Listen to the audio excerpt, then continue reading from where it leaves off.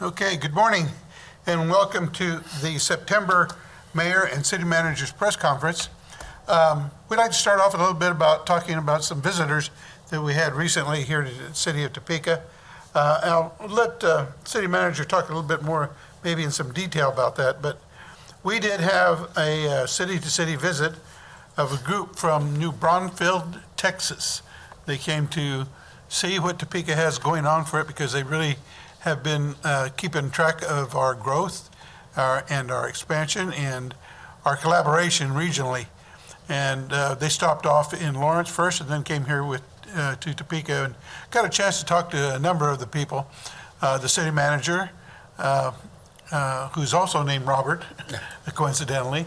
But if you get a chance to visit a little bit, if you could talk a little bit about some of the people you visited with in that group.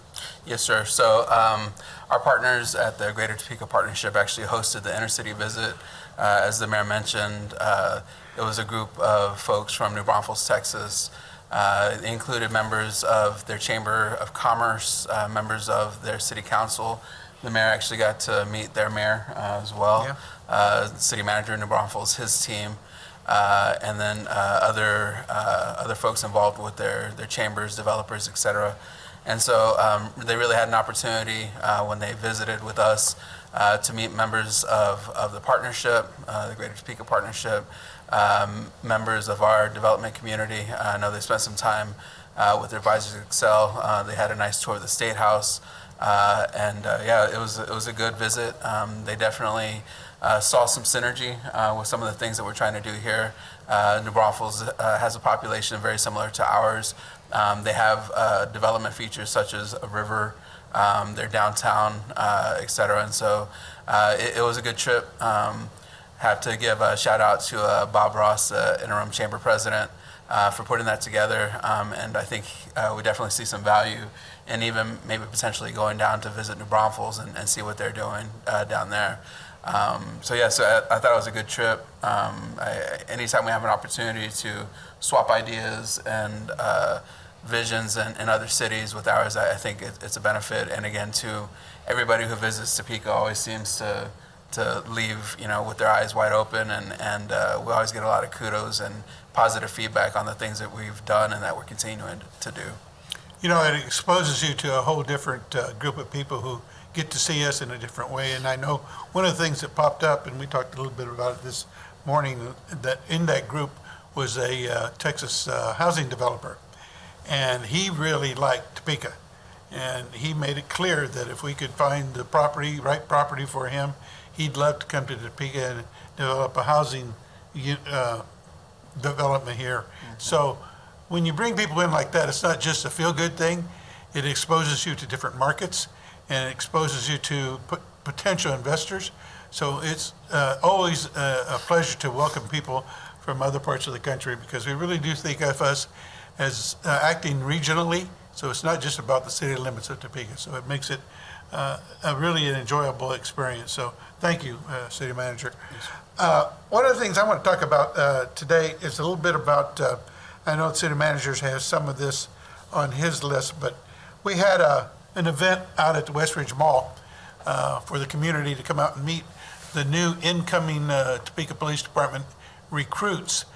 We may have talked about that before, but I just want to reemphasize the size of this recruit class, because it's beginning to grow larger and larger, which is encouraging to see young people looking at law enforcement as a career here in the city of Topeka. I was impressed by the diversity of the recruits and by the wide variety of experience and career backgrounds that they bring to the city. Sometimes you just really don't get a feel for who the people are behind the badges, because they come from very different backgrounds and life experiences. But I'm really encouraged by it. And along those lines, I'd like to remind the public that the next exam for police officer entry level is October the 3rd.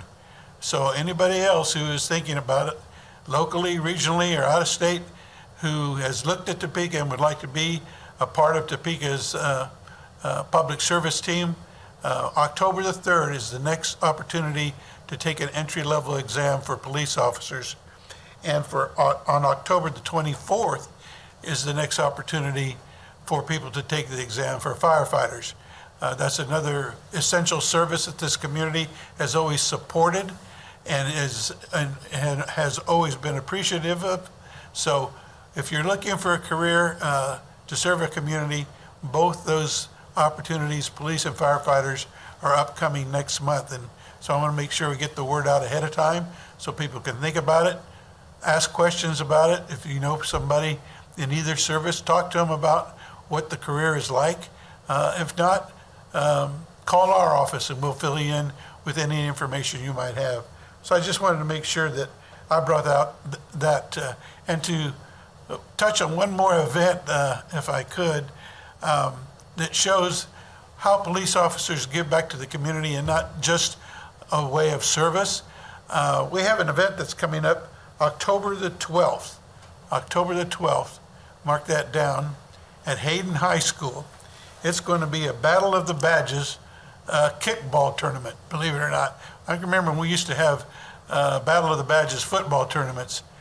Those were fun, but they caused more injuries than we anticipated. So kickball is less aggressive, is much fun, but there's going to be a number of law enforcement agencies, including the Sheriff's Department and Topeka Police Department and Highway Patrol, that are going to participate in this kickball event. And it's a fundraiser to raise funds for the Special Olympics, something that law enforcement has always supported in a big way for decades. So if you're looking for a fun time and want to come out and cheer for some police officers or sheriff's deputies, October the 12th at Hayden High School. It starts at noon. Well, the gates open at noon. The tournament starts at 1 o'clock. So I just want to bring those couple of fun events up as for the community to support. There's another event that's coming up. I'll ask the city manager to speak to that, and that's the code enforcement section of our city, and the Coffee with Code is something that you can give us some detail on, please. Yeah, if I could also too, Mayor, our firefighters will also be part of the Battle of Badges. Are they? So yeah, Oh, okay. It's our public safety community, so that should be pretty awesome. Going to the Coffee with Code. So our code compliance division is part of the outreach, the community outreach that we're really putting an emphasis on. Our code compliance department this past Saturday actually hosted its first Coffee with Code at the Oakland Community Center. I will say that it was fairly well attended. I definitely spent some time out there with my wife, and we got to see Councilman Duncan and his wife out there as well. But the community members who came and sat down with our code enforcement, our fire marshal staff, they really had opportunities to have one-on-ones with challenges that we face as a community when it comes to our code compliance. I know one of the residents probably spent 20 minutes with our division director, John Chardine, just drawing out the challenges on a particular home, and it was a really good turnout as far as the information that we received. This is just another opportunity for us to meet with our community without being called, so that way people have an opportunity to ask questions, really find out what code compliance does, the fire marshal's office, what they do, and again, how we offer those services and the services that we do offer to the community. There are 2 more events scheduled. The first one, the next one upcoming, is Saturday, October 21st at Hillcrest Community Center. That's located at 1800 Southeast 21st Street. And then again on Saturday, November 15th at the Crestview Community Center, which is located at 4801 Southwest Chunga Drive. Again, it's just another opportunity to come and meet with the teams that are out in the street every day, really understand what they do, what they look for, and how we address some code issues out there. Again, and I'll take this along the lines again of the community outreach. So our fire department and our new interim fire chief has actually scheduled a series of open houses at each of our fire stations. So we have 12 fire stations. We plan to do 1 fire station a month. The first one is actually on October 3rd, Friday, October 3rd, at fire station number 1. It's actually scheduled on First Friday. For anybody who may be attending First Friday, if you want to take an opportunity just to walk one block over, you can go hang out with some of our firefighters, tour the station, learn what our firefighters do. Again, along the lines of if anybody has any questions or is even considering a career with the fire department, you can get a first-hand look at some of our fire stations, speak to some of our firefighters, and really find out what the day-to-day looks like. That also leads into Fire Prevention Month, or Fire Prevention Week month, going into October. The next day, on Saturday, October 4th, from 10 a.m. to 2 p.m. at Fire Station number 3, we'll have a kickoff for Fire Prevention Week. During that event, again, you'll get to meet the new fire chief, his staff, and the teams that operate out there. For Fire Prevention Week, this event is really the kickoff, again, to meet our firefighters, try on some of the firefighter gear. You can spray some hoses if you want to do that. And then there'll be information on our smoke detector program, Camp Courage, and our Topeka Fire Post Explorer program, and more. And then the last thing when it comes to, second to last thing when it comes to our firefighters, there's also Explorer Games. These are teams that we have both Topeka Fire Department and Douglas County, the Lawrence Douglas County Fire Medical teams, where we actually have explorers or would-be firefighters. They'll actually be competing against one another for gear drills, forcible entry, search and rescue, hose bowling, and more. That will actually be held on Saturday, October 11th from 10 a.m. to 2 p.m. Again at the Topeka Fire Department here on 318 Southeast Jefferson, Topeka, Kansas. Before I finish up giving kudos to or talking about our firefighters, I also want to make mention that in the last couple of weeks, our firefighters resumed their Pass the Boot for MDA, or Muscular Dystrophy Association. And they actually brought in a little over $40,000 through that campaign, which actually beat previous records. I got to talk to our union president, and he mentioned they turned in three different shifts of funding, or three different shifts of what was collected or donated. When they said the first shift turned in something like $12,000, and when they shared that with the MDA rep, they were very appreciative, very surprised. But then he was like, "Oh no, wait, we have 2 more shifts coming in," and so we actually beat any previous records. I don't think we had done it since before COVID. So I just want to give a shout out to our firefighters, our fire union, fire administration for supporting all of that, and thank you all for that. So that's kind of what's going on with our community outreach and some of the things we have going on. I did want to talk about our city budget. We did, through City Council's leadership and the mayor's leadership, we did pass the FY 2026 budget this last Tuesday. In order to, I will tell you, it was a tough budget to go through a process.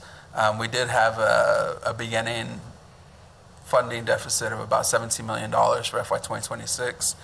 We actually, in order to keep our mill levy at the same rate, which we did capture the revenue neutral, the increment above that, but the tax rate stayed the same. We were able to achieve that through a number of reductions, a number of cuts. This budget has a total of 40 positions that were either reduced or eliminated, or that they were unfunded in order to help make our budget balance. Those reductions and freezing of positions resulted in about $3.5 million in salary savings for FY 2026. And then in addition to a number of those savings and reductions, we did have to look at some of our one-time expenses, some of our one-time revenues that we had available to us to balance our budget. We're definitely going to have to do some more work as we go into FY 2027, as we have a projected $15 million deficit. And again, we'll have to look at some combination of reductions or other cost-saving measures to to balance our budget moving forward. You know, I might make mention that it was really a concerted, collaborative effort by the entire council in looking at the budget and working with the city manager, because we keep in mind that what we're funding are services to the community. That's really what we're looking at. And when the community sometimes wonders whether or not our dollars are being spent where they need to be, that is what we focus on, is those primary responsibilities of government. We try to stay away from the flashy or the what ifs. We really try to keep our perspective into what is important to the community. So that's the one thing I really want to stress, is that the entire governing body and city manager and his staff working really hard at trying to figure out ways that we can be more efficient with the monies that we do have and still fund those primary responsibilities and services. Services is what we have to keep in mind. When you cut back on some things and the next thing you know is that, well, why don't we have this or that? Then that's when it becomes a reality of what a budget can really mean to a community. So I want to thank you, city manager, and everyone who was involved and the governing body as a whole for the hard work that they put into it. Nobody steps away from it because they all know they have a part of the responsibility. That budget is shared by the entire governing body when it comes to making the final decision. So I just wanted to make that point. One thing I wanted to touch on, you mentioned it a bit, city manager, with community engagement, and how the firefighters are doing that and how well they did with the MDA boot. And thanking the firefighters for their participation in that. I want to thank the community. I mean, they can stand out there all day with those boots and come back empty. But it's the community that sees the need and sees the firefighters out there, and they want to contribute in some way. It might be just $1, it might be 50 cents, but it all adds up. But I want to thank the community for seeing the need and wanting to be a part of something that will make us all feel better about ourselves when we try to help others. So I want to thank the community for responding to that kind of an effort to fundraise for those things. One of the things that I wanted to touch on too with our community engagement, we have a lady that works for the city. She's been here, I won't say how long. I just want to say she's a very tenured and very important part of city staff, and that's Monique Glaudet. She has been a tireless workhorse for everything that we give her. And usually she'll ask for more, but she is the perfect person right now to be running community engagement, because that's what she loves to do. And she puts out, I think it's called a city e-blast for the entire community. I don't know how many people look at the Topeka website, but I would encourage you to go and look at that website and seek out that e-blast, so that way you will know what is going on in the community. You won't be someone who says, well, I didn't know this or that, I wish somebody would have told me. The information's there, and she tries to make it as accessible as possible. And if you wish to get that email and that e-blast, all you have to do is send her a note at, I think it's mglaudet@topeka.org, and that's Glaude is how she spells her last name. Monique Glaudet, mglaudet@topeka.org. If you send her a note, she'll put you on that e-blast list, and you'll get that same kind of information that is available to the city manager, myself, the governing body. So you'll feel included in all those things that are happening within the city. So just want to put that out there. One of the things that's on there right now is the land bank. There's been some talk about the land bank. There's information there, and on that site you can see how you can donate money to the donate property to the land bank so that the city can utilize it in the best way. And it also tells you how you can apply to purchase that property that's been put into the land bank. So people out there who are looking for opportunities to buy a home, build a home, find some property where they might want to start their first home or second home. Take a look at that site and pay attention to that particular piece about the land bank, because that is something that's extremely important to our continued growth in population and residences here in the city of Topeka. So I just wanted to make that comment about Monique and her efforts for the city. The one thing I know that we wanted to touch on, at least I did, was, and this kind of, for me, wraps it up for what I have to say, is that we're all very aware of all the changes that are going to be coming in leadership at the city. Myself, my position, and other council positions are up for election. I encourage everyone, if you're not already registered, the deadline to register, I think, is October the 14th. October the 14th is the deadline to register to vote in the upcoming local elections. I encourage everyone who has an opinion, who they feel would best serve the community, take the time to register. Take somebody with you who isn't registered, and the both of you get registered.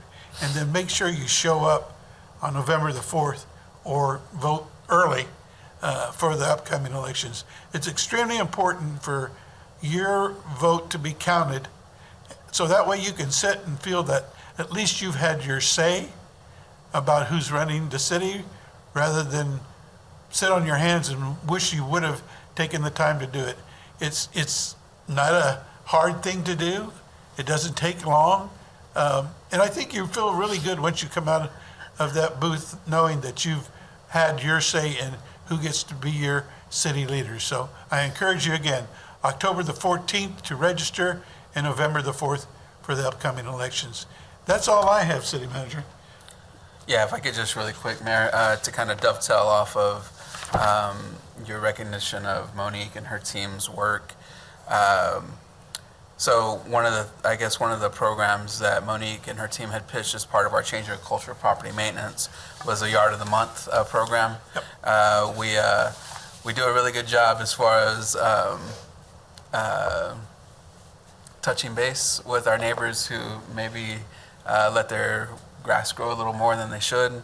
But we also recognize too that there's a number of our neighbors and residents of Topeka that take great pride in their yards. And so again, to recognize those neighbors, this program was developed. And so for August, the Yard of the Month winners were Tom and Belinda Flynn. I believe we recognized them earlier this week for their efforts. They were actually nominated by some of their neighbors as far as some of the care that they put into the yard. I understand that Tom actually built a playground for their grandchildren. They actually invite other children in the neighborhood to come and play in it. So I just wanted to recognize Tom and Belinda Flynn for their efforts and give them kudos for the maintenance of their yard. I understand that their neighbors recognize them, and so I just wanted to recognize them for those efforts, and then also let the community know that we have one more yard that we'll be selecting for this year. So submit your nominations. Go with that. Thank you. Thank you for your attention. We'll sit for any questions you might have. Any I know at the beginning you guys kind of mentioned the Westridge Mall that we got to go to with the officers that were coming there and the different recruits. Do you know the number of officers you guys are down right now? Are you guys at capacity for officers? So we're down 20. So the class right now is 23, and this should put us at 282, I believe, of 285 positions that we have funded or available. So the budget actually, the FY 2026 budget actually reduces 5 uniform positions, and then we have 10 that we're keeping frozen to meet our budget. So that's 285. This class of 23 should put us at 282. And then the budget this year also, I will say that through council's leadership, they allowed us to add 3 civilian positions that would actually go into our CSI group, which would actually allow for 3 officers to be put into other assignments. And then we also have a civilian position. We have a TCALC position that we fund with 501 school district that we're going to basically civilianize that position as well halfway through the year. So we'll be putting, through those civilian positions, we'll actually be able to transition 4 of our officers out into other units. So, so we're looking forward to that as well. I think that's important to note because that gives the chief of police more flexibility in how he assigns those uniformed officers. And I've been pleased to see that there's been more traffic enforcement going on in the city of Topeka, especially around the school zones. It really is irritating when I'm doing 20 miles an hour and somebody blows by me at 40 miles an hour when that yellow light's flashing. And I'm really glad that they're out there and enforced. And it's encouraging because it's all a matter of safety. People get upset and start saying, well, you're trying to do